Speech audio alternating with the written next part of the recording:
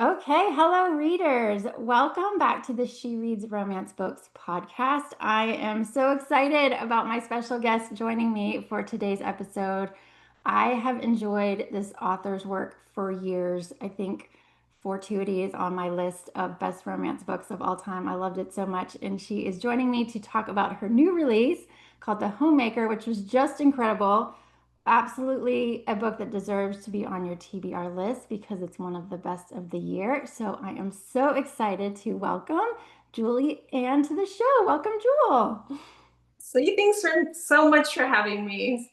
This is super exciting because, like I said, I have read your work for so long. I mean, Look the Part, I loved Fortuity. I mean, so many books.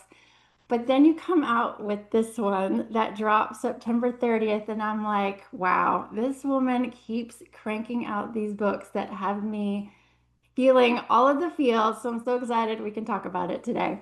Oh, thank you. Yeah, I'm So this excited. is a new standalone, or it might be kicking off a brand new series. You can tell us about that. But can you at least start us off and tell listeners a little bit of what the book is all about? Sure. Yeah, this is a standalone for sure. There will be, yes, a series, but the series will be all standalones, like more so than even standalones where like, oh, the first book does or the second book has some spoilers for the first. It's not that. These will be very much standalone. Anyway, this is well, I'm gonna just start out. I wrote this story because before I even like jump into what it's about, I wrote this story when I had a reader message me a little over a year ago, and she said, you should write a book inspired by Taylor Swift's song Fortnight. So I was like, okay, sure, I'll look into it, thinking it probably is never going to happen. But then she just like planted this seed, and the next thing you know, I've got this story playing in my head, and I just went with it. My story, I'm 100% sure, is not at all relevant to what Taylor was thinking when she wrote that song. But again, it's the whole inspired by.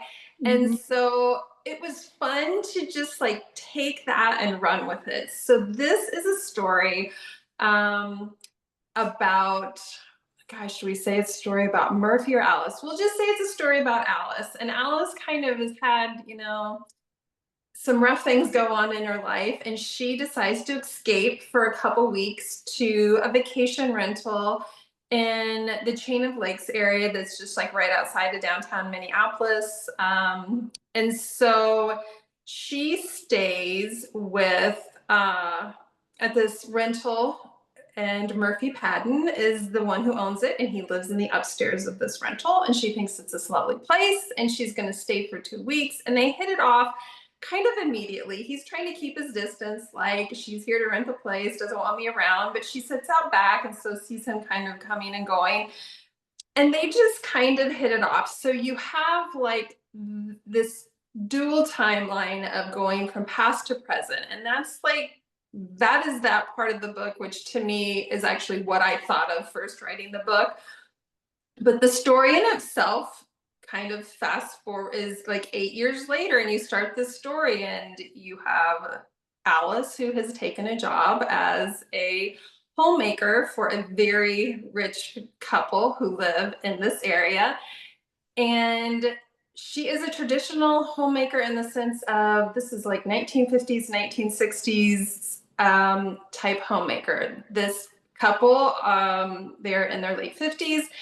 He decided he wanted a homemaker. He wants somebody to do some canning and cooking and gardening. And the wife was like, fine, we'll hire you to do that. She's not going to do this work. And so kind of what started out as a joke turned into they're hiring this homemaker. So Alice, who always enjoyed acting when she was younger, like doing plays and stuff, was like, this is the role of a lifetime for her because she's all about this. She's like, I can play this part and I'm getting paid really well to do it.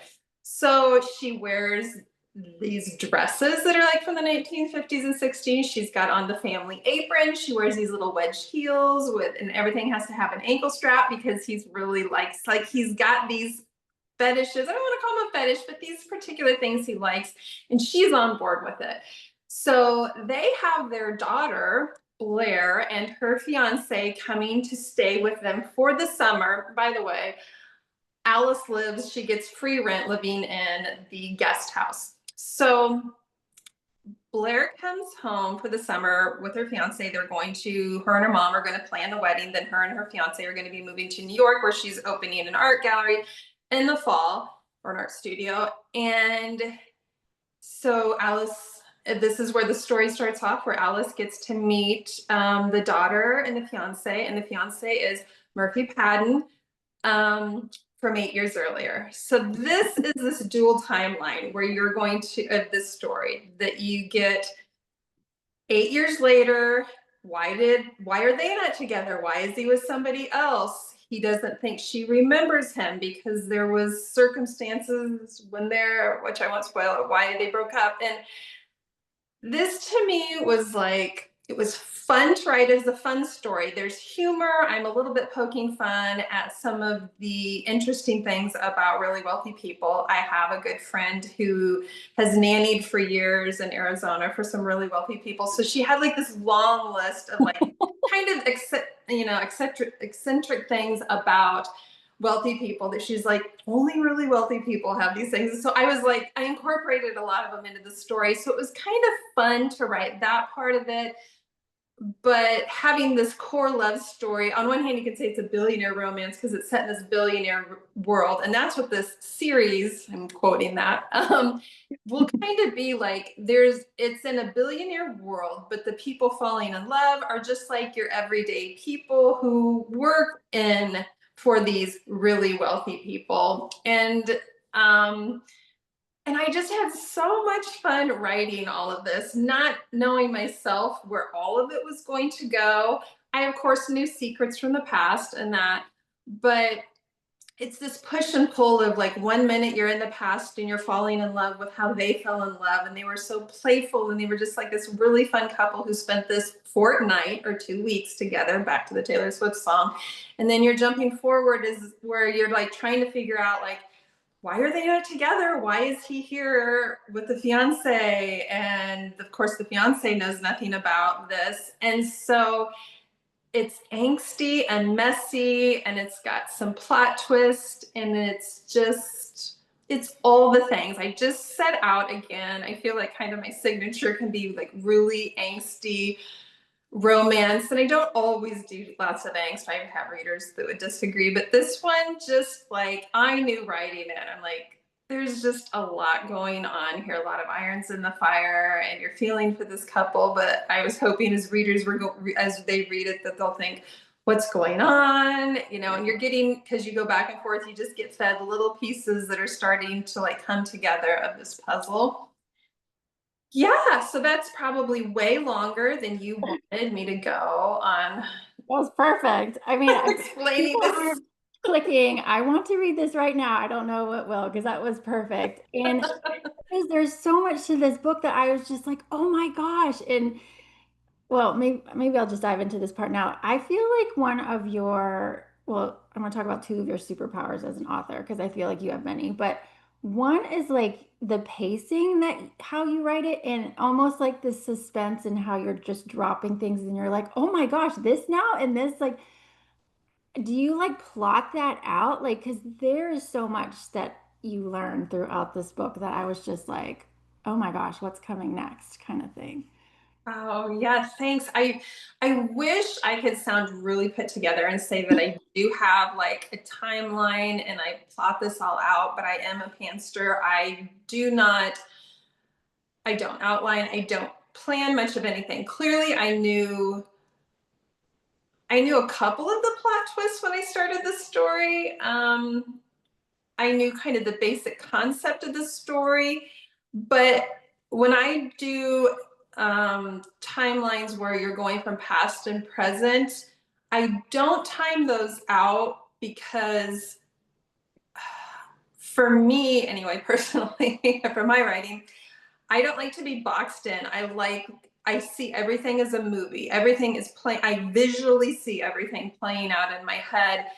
And the timing comes very organically in the story. Like I hit points where I know it's like it like I'll know this is going to trigger a flashback to something. Like there's always, to me, I always wanted there to be a connection as to why we were going from past to present. And it's not just like in the present, if they're going to have a flashback of the past, it's going to be very connected to what's going on right then, not just like, oh, it's been a few chapters and I haven't talked about the past. It's like, because some of them are even, I have like, I think a couple shorter chapters for sure of the past, because that's all you're going to get. And all of this plays out in my head like a movie, because I can imagine this as a movie where you're seeing on screen like something happen and in the character's mind that's triggering something that happened in the past. And so it's not all it's not, I go back after the past, after I write the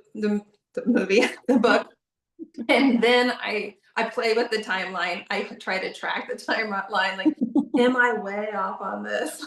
Like after the fact, I see if everything fits together in my editing team, and I work on if there's any tweaks that need to be made. But it just, I don't, I can't. I've never been able to plot anything. Wow. It's stifling to my creativity. I just have to sit and write. And that also means that if I'm away from my writing for some reason, like this summer, which I wasn't really writing this book this summer, I've been working on another project, but like this summer, the bummer part about what I am working on is things have happened in my personal life where I've had to be pulled away from the story, and I don't have these notes to go back to, like, I'm chapter 24, it's supposed to be this. I start again from the beginning, and it's like I have to fall back into this story to move Mhm. forward. So that's probably, I'm probably not the most efficient writer, but it is what I'm impressed though that that's your process, like that it just comes because I'm like, oh my gosh, so more props to you about that. oh, thank you. Going back to the song, so I'm not a Swiftie only just because I don't listen to a lot of music, but I love Taylor Swift. So I had to go listen to the song because I'm like, ooh, like, is this gonna give me any like, I don't know, hints or something of the story? Do you just have you ever used a song before? Was this completely new to you as an inspiration Um, or?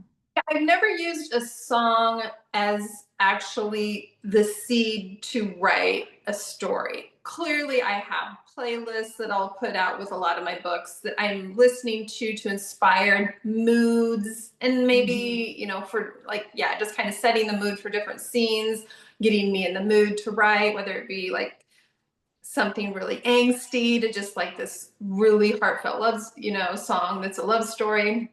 But this is the first for like a song actually inspiring a story. I do believe, unless I'm wrong on that, but I don't think so. And so, and again, it is just really like an inspiration. It's not, I know it has nothing to do with her song, but there's like just the whole idea of like the fortnight, the 2 weeks, the like years, you can tell there's years In the later after the backyard. after the Yeah. 2 weeks, like, we're good neighbors, and almost like I kind of hate the person you're with, even though I don't hate them. I just hate that you're with them and not with me. And I felt that kind of really with both of these characters, because in the story, present time, Alice has a boyfriend. It's a very casual relationship that she has, but it's still this feeling between the two of them of, it's very much this right person, wrong time story where you just like are waiting for it to be good timing. And I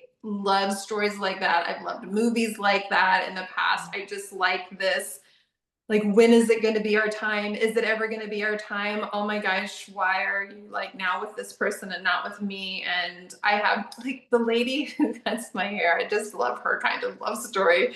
Like she's was married and then divorced, but the person she's remarried to now was like somebody who she knew back in like junior high or elementary, and they both like went on and did these other things and family, married other people, and then they end up together, and you hear about that a lot. And it's fun to write this journey where you're trying to get it to the point where this is the right time for that couple. I love that. Like, Yes. can we ever make this work? And Right. yeah. Yes.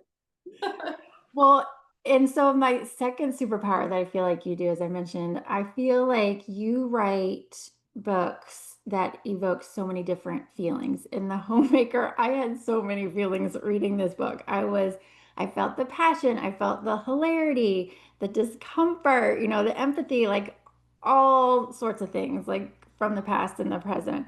Did you, while writing this, like, what did you want people to feel while reading this, or did that even like come to mind?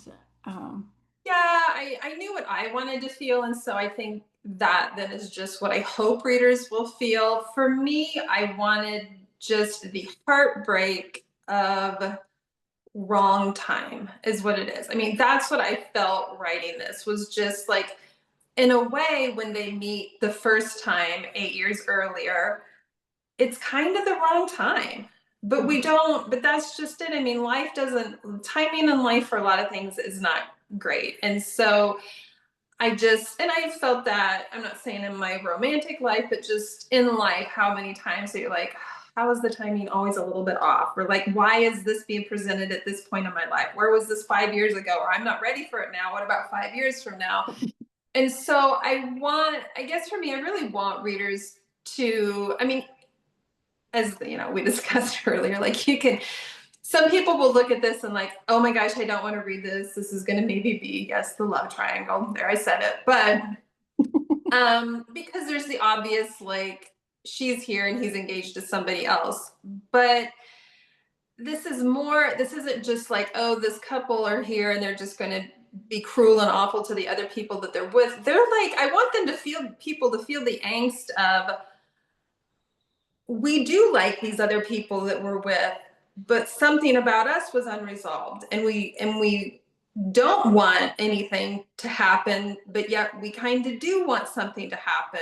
And like, I just felt very knotted up writing this story because I felt that for them of yeah. like, what do? You feel like you're in this impossible situation. And I feel like Alice in this story has less to resolve, believe it or not, at this point in present day, has Mhm. less to resolve than Murphy, because Alice knows why everything that has happened in the past 8 years and before Yeah. has happened. Like, she knows Mhm. all the things. Murphy has like, knows what happened during the 2 weeks that they were together. He doesn't know what happened before then. And he doesn't know why their 2 weeks together ended. And Mhm. so he's gone 8 years and now he's back. You know, they're seeing each other again, and he finally moved on and fell in love and is getting married. But he's like, they had zero closure. Right. And so there's that angst with it where sometimes it's not even like, oh, is he making a play for Alice, or is he going to cheat on his fiance? It's more just like you feel this angst of like him not at first, like, doesn't even know if she remembers him, which I know sounds weird, but you'll have to read the book. But just like, I felt for him so many times, like, especially there is a moment very early on in the book when they do see each other in present time at dinner, because she's serving them dinner. And there's this moment where he like pulls her aside, kind of like, do you remember me? And my heart was just like Yeah. aching at that time, Mhm. because you can just tell that like all these wounds that he probably had managed to like grow scars over, Yeah. and he's like moved past it and just been like ripped open. But he's also supposed to be marrying somebody else and in love with somebody else who has no idea what happened during this 2 weeks. And oh, I love that angst. And this was actually fun in a way, because it's been a while since I've probably written a book where I'm not incorporating a bunch, I don't want to say a bunch, but I'm not incorporating as much stuff from my personal life, where I always say writing is therapy for me. I usually am like working through something, and emotion wise, like the book I'm writing now is probably one of the most personal books I've ever written.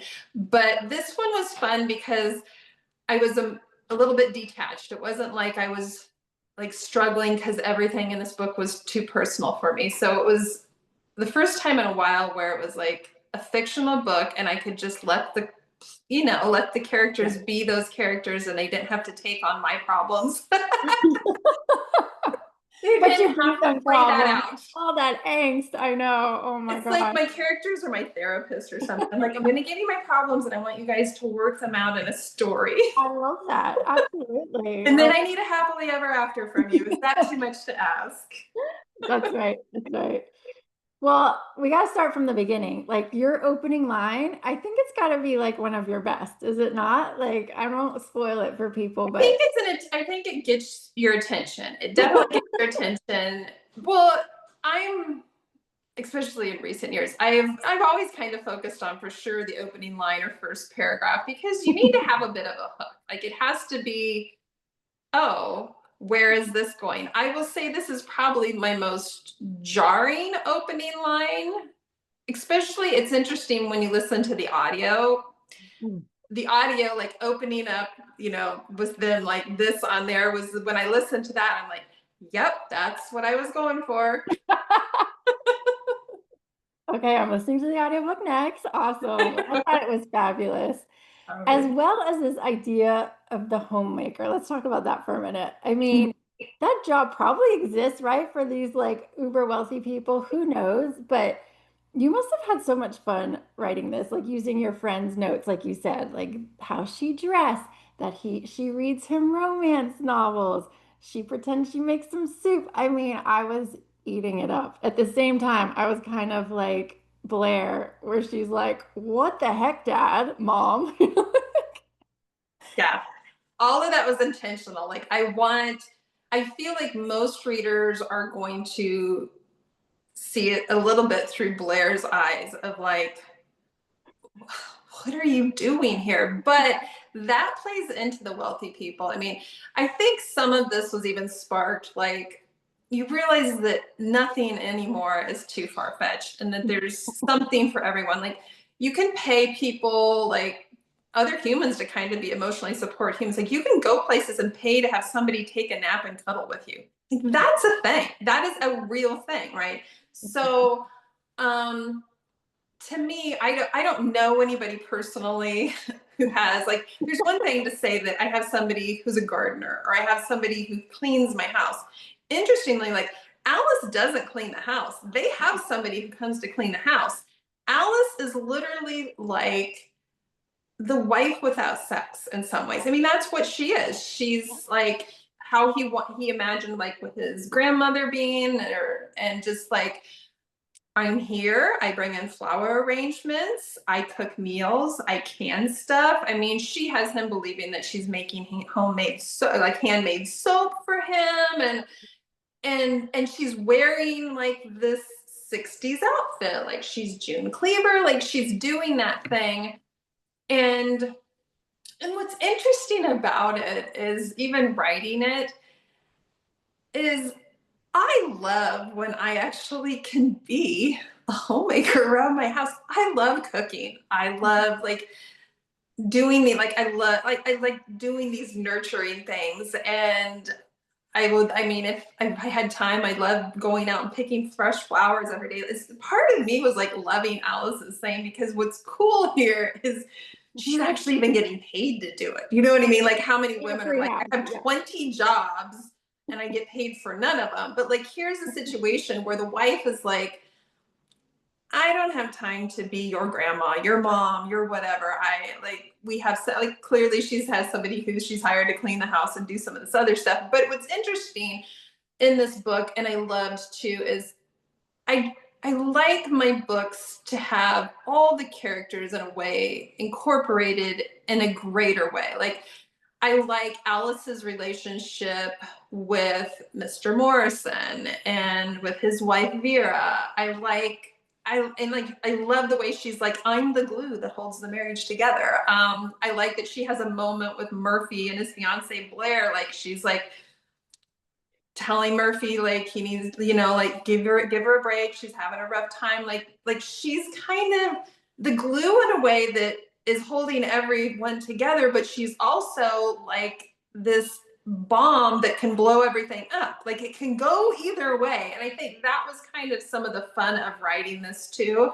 And just like the character growth of even the wife, seeing like what Mhm. matters to her husband, or the husband, seeing his wife in a little different way. Like, I feel like there was just a lot of those moments too that, like, I was surprised how much I enjoyed the scenes where Allison and Mr. Morrison were just having their conversations. Do you know Yeah. what I mean? Like, Yes. where Hmm. sometimes I feel like some romance novels can get so hyper focused on just these two characters that you don't get these other relationship developments. And I need those. I feel like I need those more now than when years ago, before I started writing, I was just reading romance. I was just all about, just give me the romance, give me the romance. Where now I just crave more of these relationships that go beyond the couple in the book.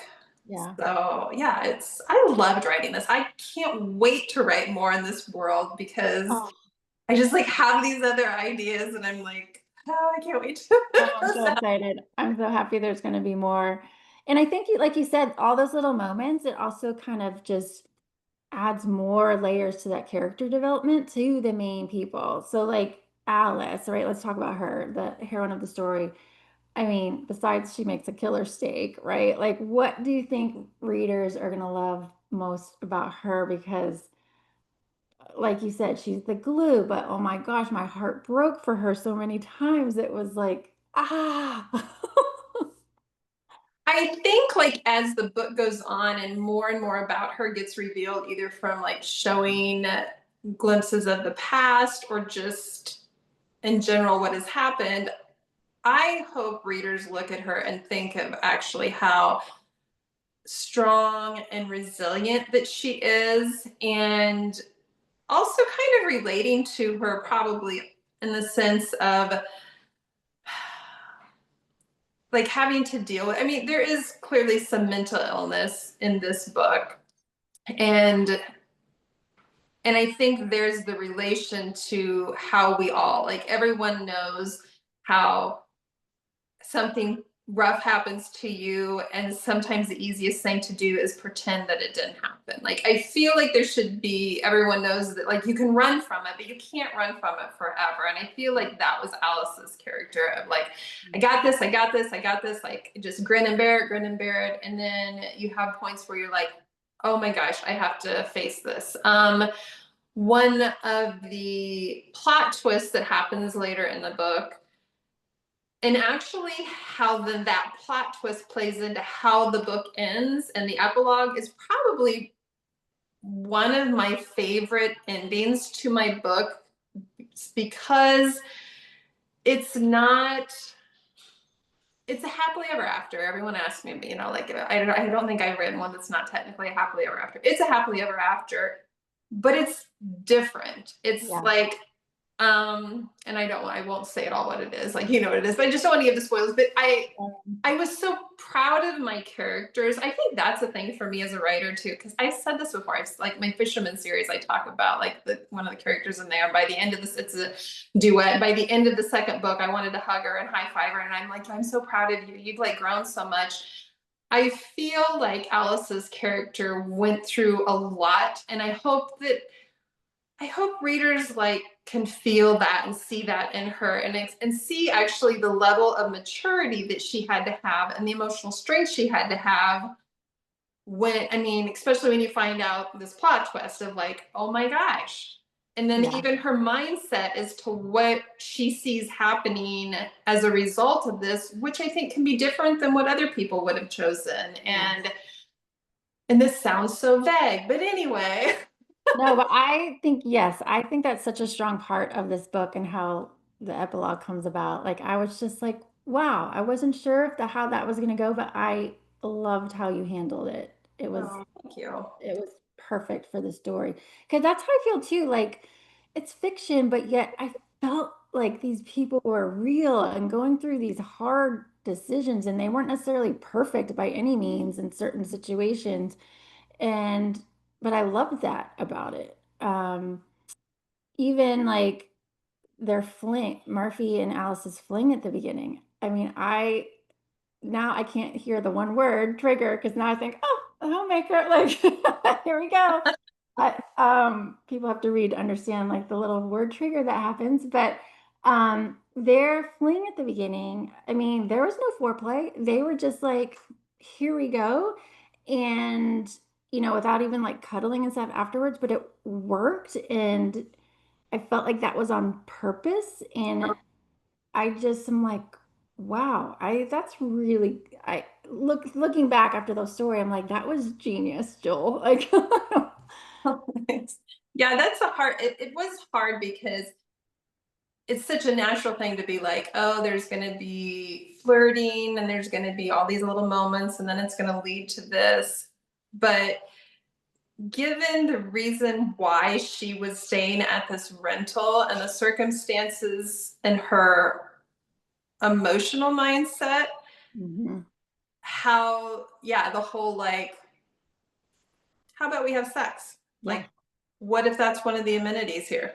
You know what I mean? Like, You want to and go of to course, sleep or not, buddy? Yeah. and poor and poor Murphy in a way, like I felt for him because he was kind of like, excuse me, like it was just, and because I'm sure in his mind he's like, no normal person or woman's gonna say that this quickly, or like we just met and we've had like a little like just normal flirting, but it was like nothing at all, but and that felt very normal for him Mhm. given his circumstances. But then later, when you find out all of her circumstances, you realize it wasn't not normal for her to just like have this because she's like was just there, she was kind of there for a purpose that she didn't know that was the purpose, but it was like, I'm here for 2 weeks, this isn't my real life. If it's not your real life, let's have fun. I mean, and that's what made then the end of their 2 weeks to me so much more emotional, because in ways of tropes, it's kind of the almost like the he falls first or he falls harder, because she's pretty Mhm. much like joking and stuff like, the whole, don't fall in love with me. And of course, like, why would he do that? But then the heartbreak of what if he's fallen in love with her, and I love books and stories that kind of have that, like the people who think they're strong enough, like it's just sex, it doesn't have to be emotional. But how my experience is, I just don't think you can have that much sex with somebody the same, like short of just a one night stand and you never see them again, and it not become emotional. And to me, the emotional connection they made wasn't ever from the sex. Like the sex was like a side thing, it was all these other moments that they had together, and like they are up near the lakes and they would walk around the lake and the things that they would talk about and their things in common, and they had the vinyl records and they would dance late at night to these vinyl, and they were playful, and it was just it was so fun to write that. Yeah, I mean, I loved their like past. It was Yeah. crazy, it was, but it was just, in a way, I think going back to the past, I think it would have been harder to just write the past all at once, to almost have like this part one and part two, which sometimes books are that. They're not the back and forth. Some readers don't like the back and forth.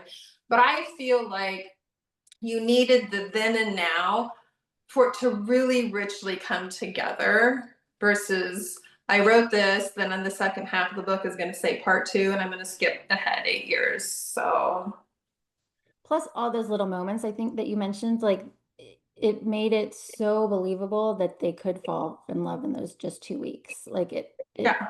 I was like, oh my gosh, devastated that they're no longer together after 2 weeks because you sold it so well with all those little moments and stuff.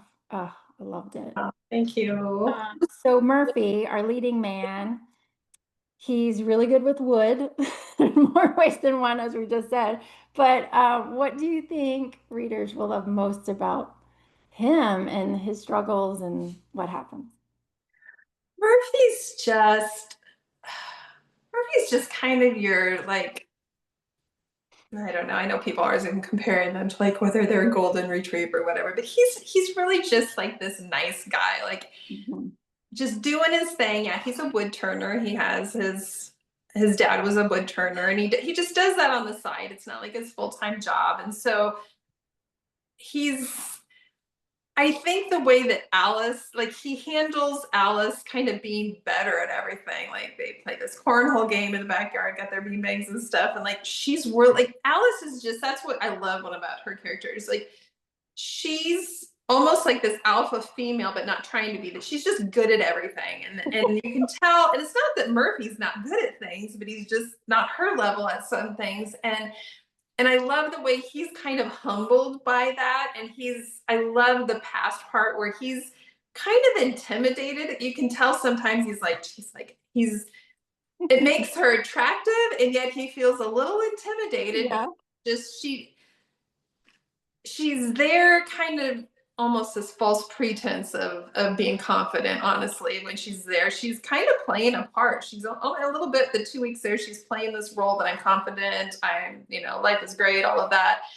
And I think readers will love Murphy's level of vulnerability, and I think they'll feel kind of bad for him, because especially when you read the scene where it's kind of the end of the 2 weeks, and how that plays out and everything that he didn't know.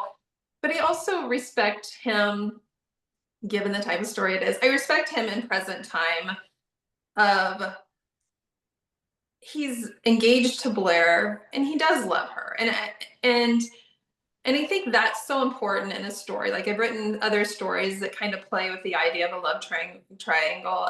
And I don't, it's easy to write the story where there's a bad person, Hmm. but we don't hate Blair. That's the whole thing. Like, if anything, you she's a little complicated too, in the fact that she's been engaged before, but it's never led to marriage. So Right. Murphy's like third time a charm. But I give the reason why he fell in love with her, like out in California, and so I want people to like Blair. I don't want them to hate her. She has moments where, she's not super friendly, but then there's kind of a reason to why she's not. I don't want people to not love her, but what I love about Murphy is, with the exception of there is an ick scene, that's all I'm going to say, he's actually very good to Blair, and Blair doesn't get along great with her dad all the time. I mean, they're politically opposite ends of the spectrum. Just, she doesn't understand why he has a homemaker. Like, there's just kind of this typical, you can imagine, like, butting heads. But Murphy's kind of usually the salve, like, calm down. And so I feel like Murphy is just this genuinely kind, caring person, but his heart has been ripped up and not probably put back together properly, because he never had closure. And so he's not going to make the right decision all the time, and he's going to have weak moments. And honestly, I love Murphy's weak moments. I love it when you can just tell that he's like kind of doing the wrong thing and saying the wrong thing, but he's doing it because he's just so hurt inside, and he doesn't know what to do with the pain, because he doesn't even know what caused it. And Hmm. I hope readers will just be like, Murphy, I just want to like give you a hug and tell you everything's going to be okay. Instead, you're put in this situation where this woman that you fell in love with is here, but the woman you're in love with now. And I love that. I love it. I mean, I'm somebody who, yes, I loved The Notebook and Bridges of Madison County. And you give me anything where it's just Yeah. like, I love that, like, that you can love more than one person. You can, but you have to make a choice. And somebody's going to get hurt. I love that in a book. I don't know why. Isn't that awful? It's I like, I know, but want to hurt. that's exactly how I felt reading this. I'm like, you can't fall in love with more than one and be happy with more than one person. And is it really just a matter of who you meet and when? Like, I had like all these thoughts of like, oh my gosh, poor Murphy. Like, what is going to happen? It's So the timing. It is the time. it is. Yeah. So was there like a favorite scene or moment, like looking back, after having written this book, that you're like, this is pivotal, or this was so much fun to write, or this is it for this book? Without spoilers, I guess. Um, yeah, I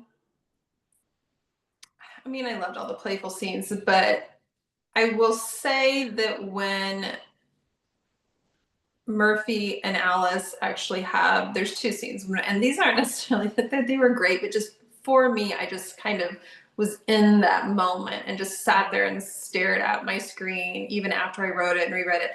And there's the scene where he finds out for sure or not whether she remembers him. So I'll just kind of leave it at that. Mm-hmm. And then this next one's going to be big. So I'm really not giving this more for people listening who haven't read it. I'm just telling you since you know. You'll know. Um, Later in the book, he takes Blair to dinner. Mm-hmm. And that for me is probably one of my most, it's probably my favorite scene. And I don't know why, because probably most everyone else will not like that scene. No, but it was well done. But I loved, because this is dual point of view and it's from his point of view. And I loved that scene because it's like,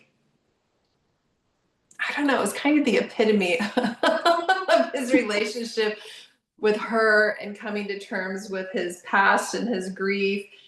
And I wanted to hug him because I thought it was an awful scene and a beautiful scene, and it was like everything all at once. And I read it again and again and again.